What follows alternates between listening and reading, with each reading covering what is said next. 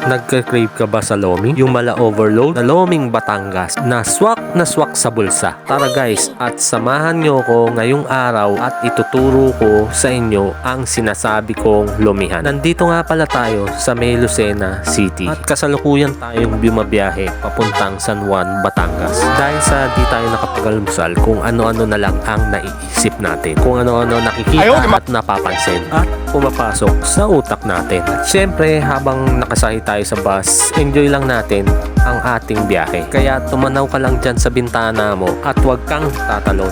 Yan guys, nandito na tayo sa May San Juan, Batangas. Inabot ng 1.5 oras ang biyahe natin dahil ang bagal ng bus.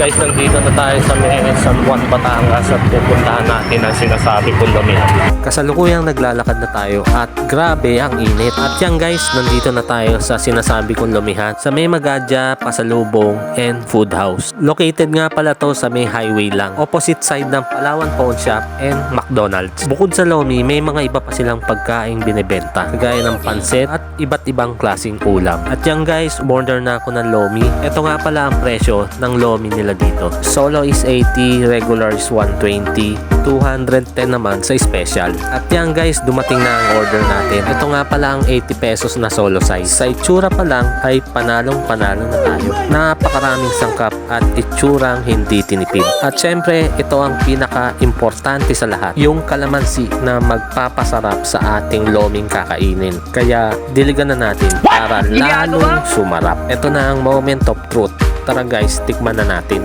Napakasarap at napakalinamnam ng Lomi nila dito.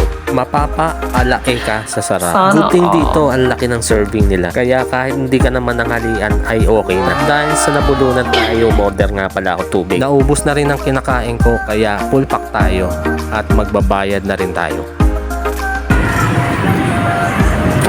Magkano latte? 100. Kagandahan dito guys, pwede ka rin bumili ng mga pasalubong items. Kaya sa mga dadayo dyan at mapapadaan dito sa bayan ng San Juan, Batangas, subukan yung tikman ang Lomi ng Magadya, Pasalubong and Food House. Thank you for watching at kita-kita ulit tayo sa susunod kong biyahe.